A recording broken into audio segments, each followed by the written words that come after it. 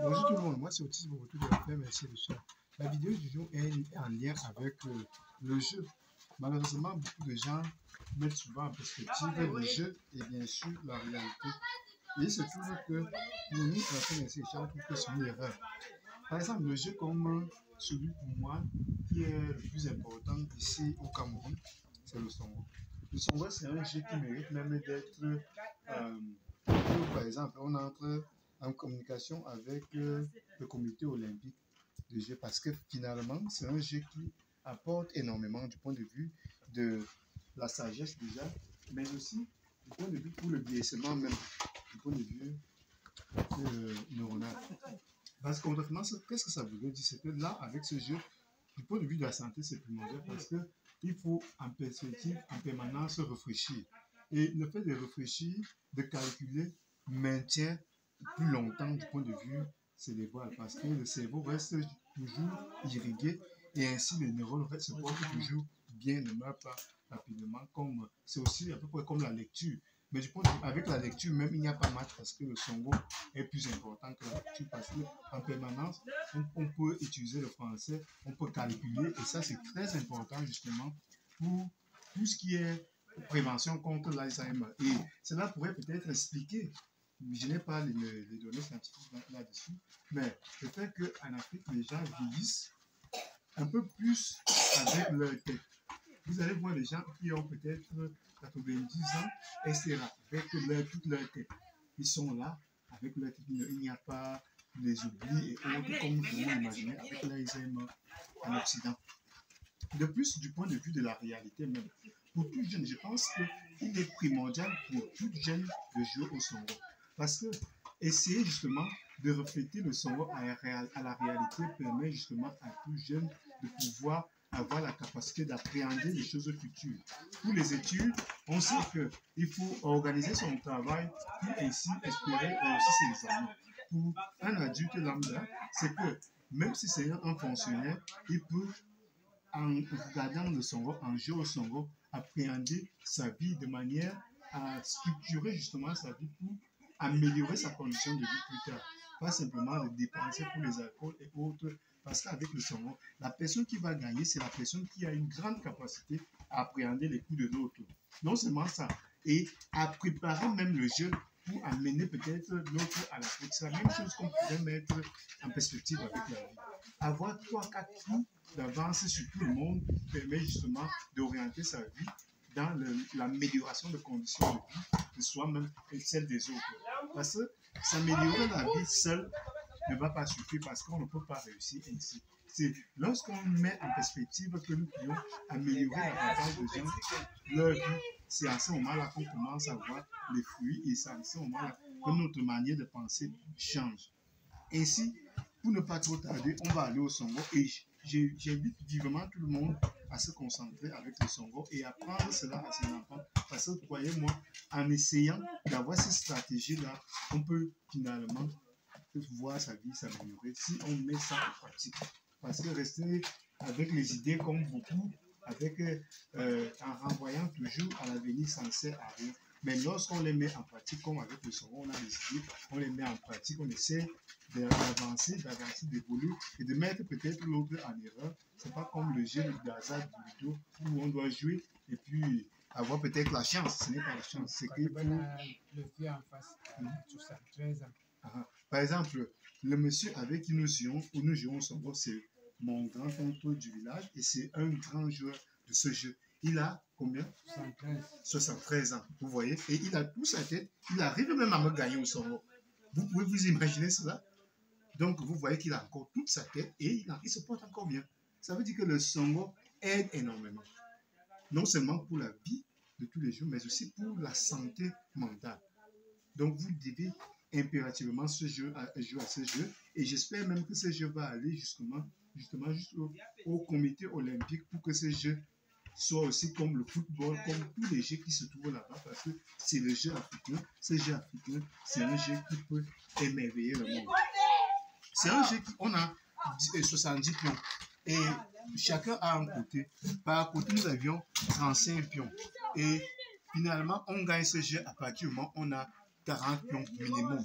On a moins de 40 pions, c'est un match nul. De 30 à 35 pions, c'est un match nul. Parce que de toute façon, l'autre aura forcément 35 pions. Et lorsqu'on a déjà 31 pions, on sait que l'autre ne peut pas avoir 40 pions, il aura autour 39 pions parce qu'il y a 70 pions. Et on ne peut pas bouffer 5 pions comme vous voyez au départ. Comme c'est là, 5 pions partout là, on ne peut pas les bouffer. Mais, et puis, bien évidemment, à 4 pions, on ne peut pas non plus bouffer parce que quand on vient jouer pour gagner, pour jouer là, ça va tomber à 5 et on ne peut pas prendre comme ça. On peut simplement gagner quand c'est comme ça. Là, on peut jouer et là, ça va faire 4 pions et on va pouvoir les bouffer. Il faut que lorsqu'on bouffe, ce soit 4 pions après le jeu. Dans le cas contraire, on ne gagne pas, on ne bouffe pas. Du coup, on va commencer à jouer son commissaire. Merci. Là, lorsqu'il joue comme ça, lui, il sait déjà où il veut aller. Moi, également, de mon côté, je sais où je compte aller avec mon jeu. Beaucoup de ces jeux dans la réalité, croyez-moi, changeraient beaucoup en termes de mentalité et pour le développement personnel. Et surtout, même pour les gens qui ont ce âge, croyez-moi, jouer au Songo, homme comme femme, ça maintiendrait votre cerveau une vie plus longtemps.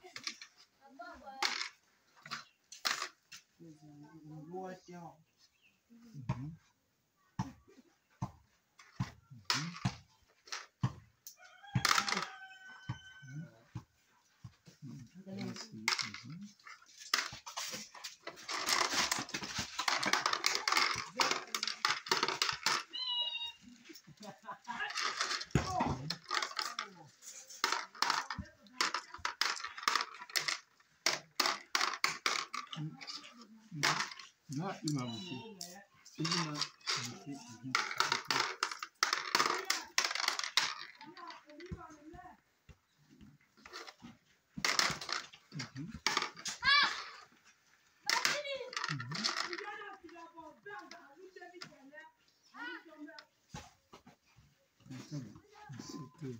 Si je déplace, il peut peut-être bouffer.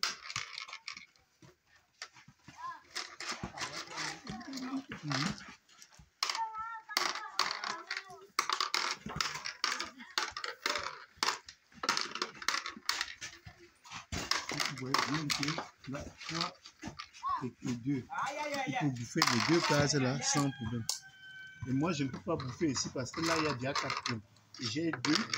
Même si je jouais les 2 là, je ne pouvais pas bouffer. Et on ne peut pas jouer les 2 pour jouer cette case là.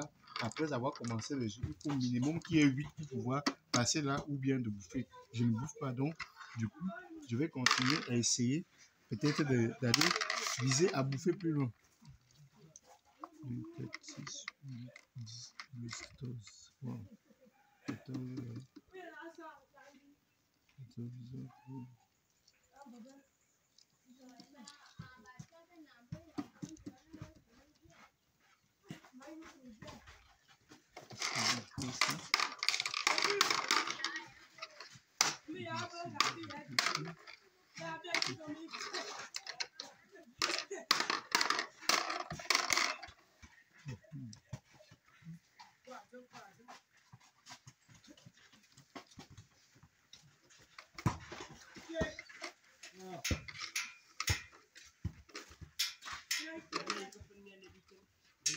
ici, il va un peu essayer comme ça, puis là, c'est le plus long.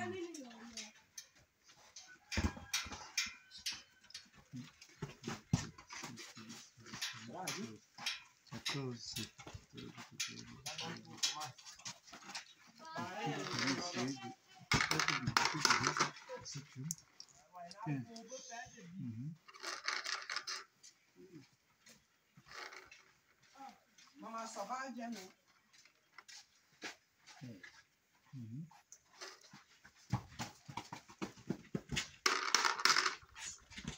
Combien? 16. Bon.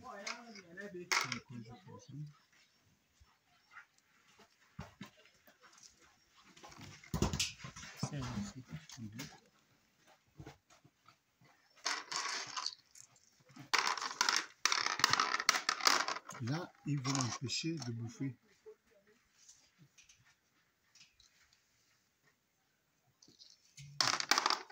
Ça, c'est déjà 17.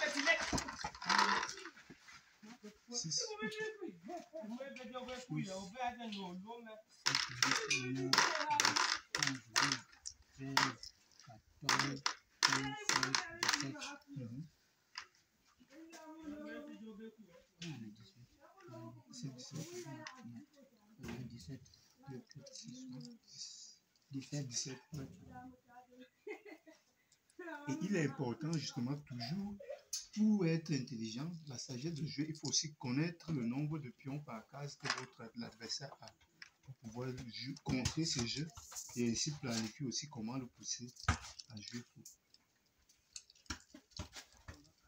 Là, il réfléchit. Il a bouffé plus que moi. Il réfléchit. Et du coup, il décide de céder ses 15 pour bouffer davantage. Parce que là, il est déjà à 18. En passant, il va avoir 19. Donc, il est impératif pour moi de compter aussi. Est-ce que j'ai vu aussi?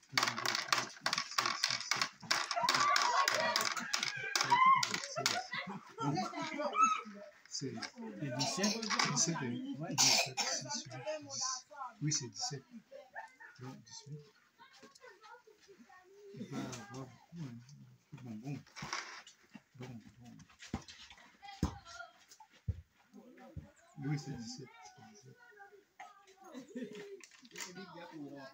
Il va me bouffer, je vais le bouffer.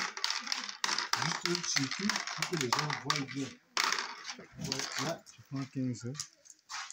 Tu as 17, tu as 15. Oui. J'ai 19. Oui, toi tu as 19. Je mets 20. Et là, il met 20. Pour terminer ça, de manière à ce que moi, je voulais bouffer les 2 pions. Il a compris, il met directement 20. De manière à ce que je ne puisse pas prendre tout ça. Et bien sûr, moi je ne vais pas accepter ça comme ça. Je préfère manger les 18. Parce que je ne peux pas lui donner autant de son rôle. C'est comme ça. Moi je prends ça. Vous voyez, c'est 4 pions. Moi, je suis déjà à 22. Lui doit déjà être à 22. Oui, 22, comme j'ai bouffé. Je suis allé une fois, deuxième fois pour bouffer, ça lui fait 22. Donc il a ça en tête. Il faut avoir toujours ça en tête. 4. 23.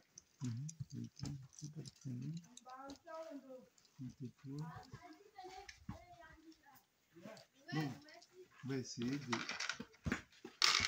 construire.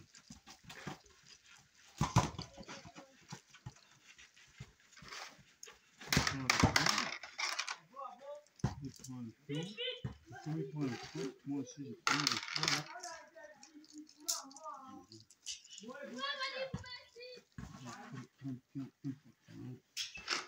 faut les 23 là.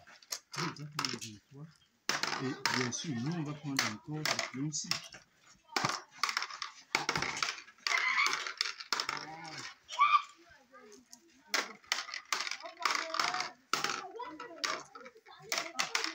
Et nous, on va prendre ce pion comme ça.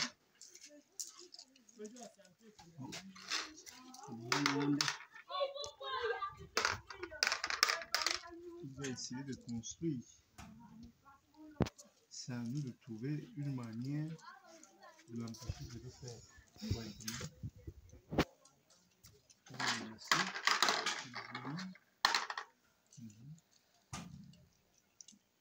Okay. Bon, on va continuer à essayer de pousser. Et maintenant, on va prendre le pion. Tu m'as permis à construire. Viens là-haut.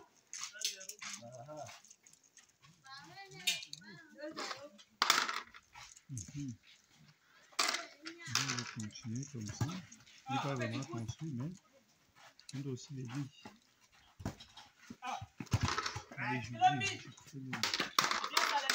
Je fais très bien. Très bien.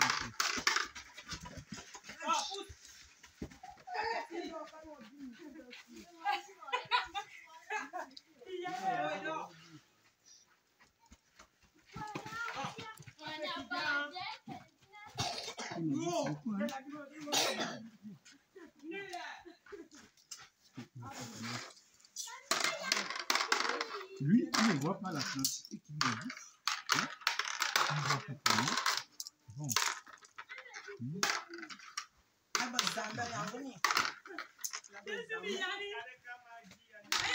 Là, c'est combien? 4, 6, 10, 12, 15, 16, wow. Il va bouffer, hein. Il va bouffer. Tout d'abord, après il faut compter hein, pour savoir combien il nous faut pour faire au moins un nul. 2, 3, 4.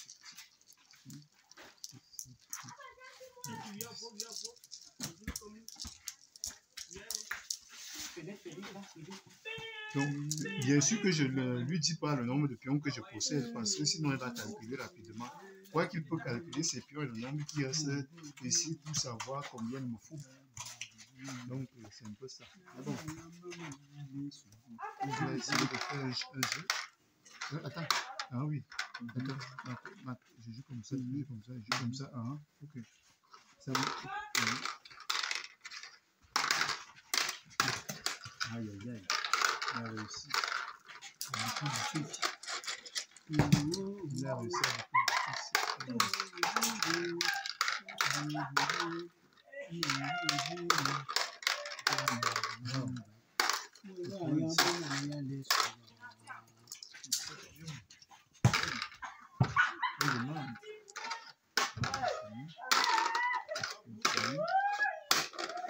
là, il joue très bien.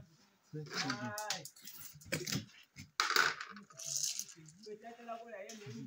Peut-être qu'il va me gagner. Et le match est fini. Hey, oui. Là, c'est... On appelle ça courte maladie. Le match est fini, il a gagné. Parce que maintenant, il n'a plus où me donner les pions. C'est tout pour la vidéo du jour. J'espère que les gens ont vu. Il y a plusieurs manières de gagner. Là, il a gagné parce qu'il y avait encore... Parce que le second normal est censé finir à moins de 10 pions sur la piste là. Mais il y a plus de 10 pions. Malheureusement, il ne peut plus me donner de pions. Alors que c'est à lui de jouer. Donc, il a bien joué et il m'a gagné. C'est tout pour la vidéo. Abonnez-vous massivement. Bye bye.